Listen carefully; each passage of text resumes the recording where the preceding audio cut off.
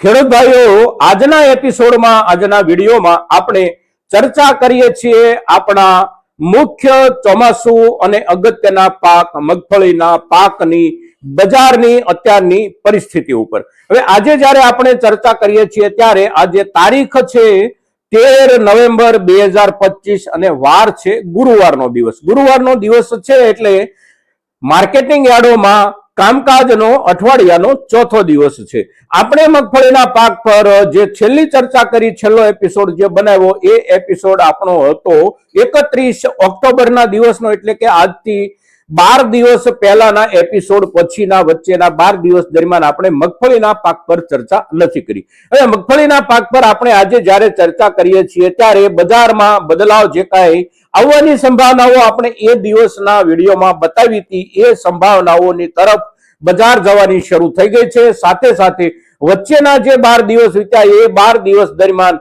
3 થી 4 એવી અગત્યની ઘટનાઓ ઘટી છે આપણા મગફળીના પાક સાથે, કે એ અગત્યની ઘટનાઓના આધારે જ હવે આગળના દિવસોમાં આપણા મગફળીના પાકની બજાર સ્થિતિ બની રહેવાની અને બજાર સ્થિતિમાં ફેરફાર થવાની જે કાંઈ સંભાવનાઓ છે એના ઉપર આપણે જ્યારે આજે ચર્ચા કરીએ છીએ ત્યારે આજના આ એપિસોડમાં આપ સૌ દર્શક મિત્રો અવશ્ય બન્યા રહેજો।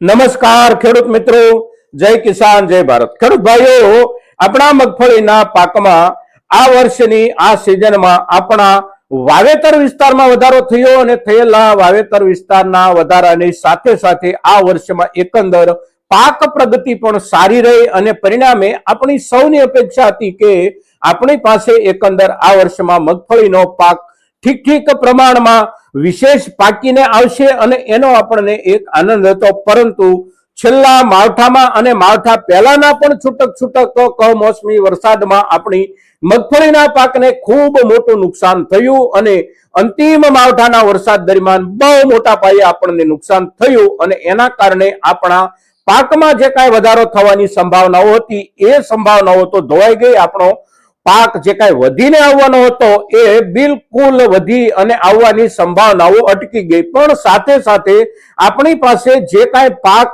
આવ્યો એ પાકમાં બગાડવાળો પાક મોટા પાયે આવ્યો અને તેથી આપણા માટે સૌથી મોટી ચિંતા મગફળીના પાકને લઈને જે કાંઈ થઈ ગઈ એ ચિંતા એટલે આપણા ક્વોલિટીથી નબળા તૈયાર થયેલા પાકની ચિંતા, એટલે આ વર્ષમાં મગફળીના પાકમાં આપણી સૌથી મોટી ચિંતા।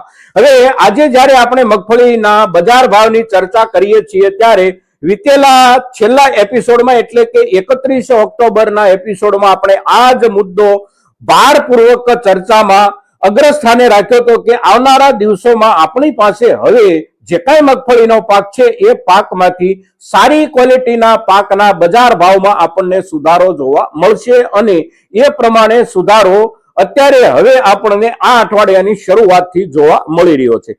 હવે વીતેલા 10 થી 12 દિવસ દરમિયાન આપણા મગફળીના પાકને સીધે લાગુ પડતી હોય એવી જે 3-4 ઘટનાઓ ઘટી છે એ ઘટનાઓની અસર અત્યારે બજારમાં દેખાઈ રહી છે અને આવનારા દિવસોમાં પણ જુદા રૂપમાં એ ઘટનાઓની અસર દેખાશે। એમાં સૌથી મોટી અને સૌથી અગત્યની ઘટના એટલે જે માવઠાના વરસાદનું વાતાવરણ બન્યું હતું અને મોટા પાયે માવઠાનો વરસાદ આપણા વિસ્તારમાં જે કાંઈ થયો એ માવઠાનું વાતાવરણ વિખાયું અને સ્વચ્છ અને ખુલ્લું વાતાવરણ જે આપણને છેલ્લા 6-7 દિવસથી મળી રહ્યું છે આ એક મોટી ઘટના છે। કારણ કે એ પહેલાના દિવસોમાં આપણે જે કાંઈ મગફળી ખેતરમાં પલળ્યા વિના લઈ લીધી હોય આ મગફળીને પણ સુકવવા માટેની જે આપણી જરૂરિયાત હોય એ સમય આપણને નહોતો મળ્યો વાતાવરણના કારણે, અને આ સમય જે મળી રહ્યો છે એ મળતા સમયના કારણે આપણી કેટલીક બગડવાની દિશા તરફ જઈ રહેલી મગફળી આખરે આપણે સારી રીતે સૂકવી અને એને બગડતી બચાવી શકીએ એવી આ એક કુદરત તરફથી બનેલી ઘટના છે અને તેથી આપણી વિશેષ બગડતી મગફળી આપણે અટકાવી રહ્યા છીએ। સાથે સાથે બીજી એક અગત્યની ઘટના એટલે સરકાર તરફથી ખરીદીની શરૂઆત। સરકારે 9 નવેમ્બરથી ખરીદીની શરૂઆત કરી છે અને ગુજરાતમાં જે કાંઈ કેન્દ્રો નક્કી કર્યા હતા સરકારે આ પૈકીના મોટા ભાગના કેન્દ્રો પર ખરીદી શરૂ થઈ ગઈ છે। હવે ખરીદીની જ્યારે આપણે વાત કરવાની હોય ત્યારે ખરીદી એટલે આખરે સરકારની ખરીદી અને સરકારની ખરીદી એટલે સરકારના તંત્ર મારફત કરવામાં આવતું કામ।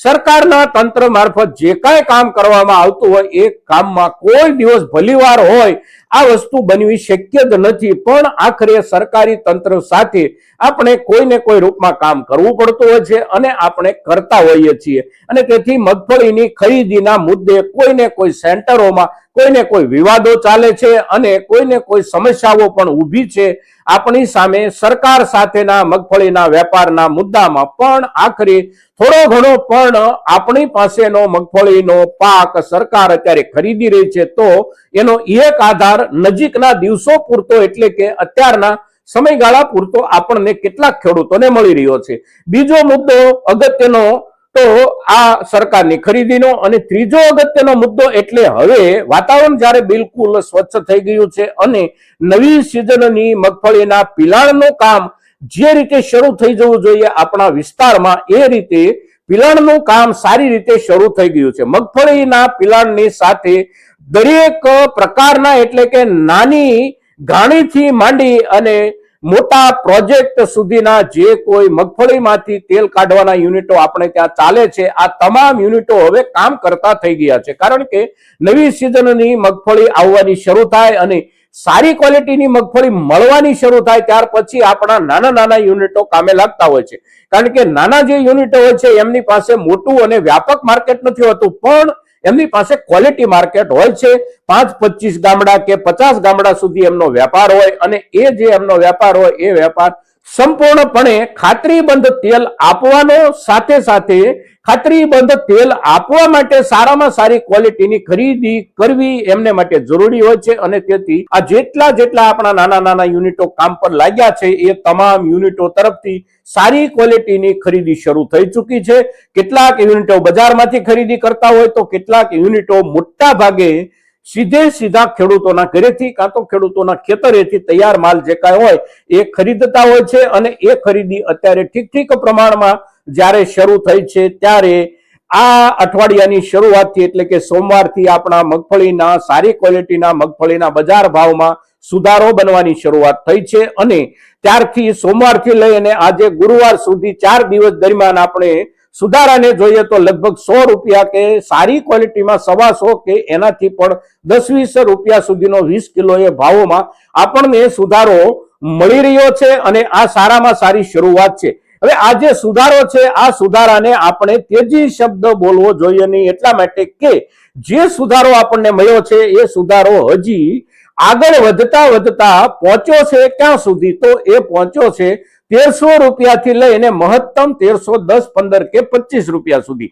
સરકાર દ્વારા જે એમએસપી એટલે કે મિનિમમ સપોર્ટ પ્રાઇસ ઓછામાં ઓછો ભાવ જે નક્કી થયેલો છે એ ભાવ છે 1452 રૂપિયા 20 કિલોના, અને તેથી 1452-50 રૂપિયા સુધી સારી ક્વોલિટીની આપણી મગફળીના બજાર ભાવ પહોંચે ત્યાં સુધી આપણને મળનારા ભાવ તેજીના ભાવ ન ગણી શકીએ આપણે. ત્યાં સુધી ભાવ પહોંચે ત્યાં સુધી આપણે આ ભાવને સામાન્ય ભાવ સમજવા જોઈએ. પણ આખરે સામાન્ય રૂપમાં મળતા અને મળનારા ભાવોમાં સુધારાની શરૂઆત થઈ છે. અને શરૂ થયેલો સુધારો વિતેલા 4 દિવસ દરમિયાન અહીં સુધી એટલે કે 100 રૂપિયાથી માંડીને 125 રૂપિયા સુધી પહોંચ્યો છે. હવે આગળના દિવસોમાં શું થઈ શકે, તો આગળના દિવસોમાં આપણે વિતેલા દિવસોમાં જે ચર્ચા કરી હતી એની એ જ ચર્ચાને આપણે ફરી વખત વળગી રહીએ છીએ કે આ વર્ષમાં આપણા ગુજરાતની સાથે સાથે સમગ્ર દેશમાં મગફળીના વાવેતરમાં વધારો થયેલા વાવેતરની પાક પ્રગતિ સારી હતી છેક સુધી, એટલે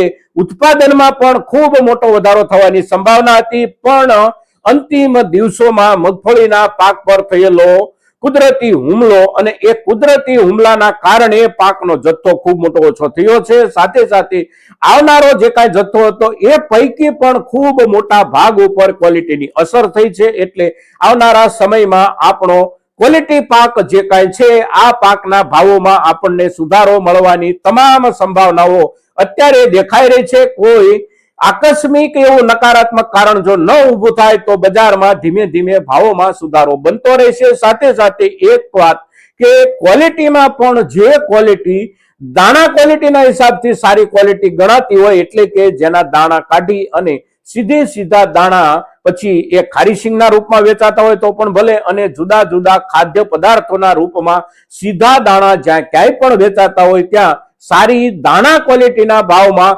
વિશેષ પ્રમાણમાં સુધારો મળવાની શક્યતા આ વર્ષમાં બને છે, કારણ કે ક્વોલિટી ક્રાઇસિસ સૌથી મોટો મુદ્દો હશે બજારમાં આવનારા દિવસોમાં. અત્યારના સમયમાં આવકો થોડી વિશેષ પ્રમાણમાં હોય, એકાદ મહિનો, 1.5 મહિનો કે 2 મહિના સુધી, તો ત્યાં સુધી બહુ સારા સુધારાની અપેક્ષા આપણે વિશેષ પ્રમાણમાં ન રાખી શકીએ, પણ ત્યાર પછીના સમયગાળામાં આપણે અવશ્ય દાણા ક્વોલિટી ખૂબ સારી જે મગફળીમાંથી મળવાની હોય એવી મગફળી જે કોઈ ખેડૂતો પાસે આ વર્ષમાં પાકી તૈયાર થઈ અને આવી છે, આ દરેક ખેડૂતો પોતાની જરૂરિયાત પ્રમાણે પોતાના જથ્થામાંથી કેટલોક ભાગ વેચે, પણ સાથે સાથે આવનારા સમયમાં સુધરીને આવનારા બજાર વખતે વેચવા માટે આપણી પાસે કેટલોક પાક અવશ્ય હોવો જોઈએ. તો આપણી પાસેના મગફળીના પાકમાંથી માત્ર ને માત્ર વાહન ભાડાને ધ્યાનમાં રાખી અને આપણે એકી સાથે બધો જથ્થો બજારમાં ન લઈ જઈએ. સારી ક્વોલિટી જેમની પાસે પાકી છે એવા તમામ ખેડૂતો સારા ભાવની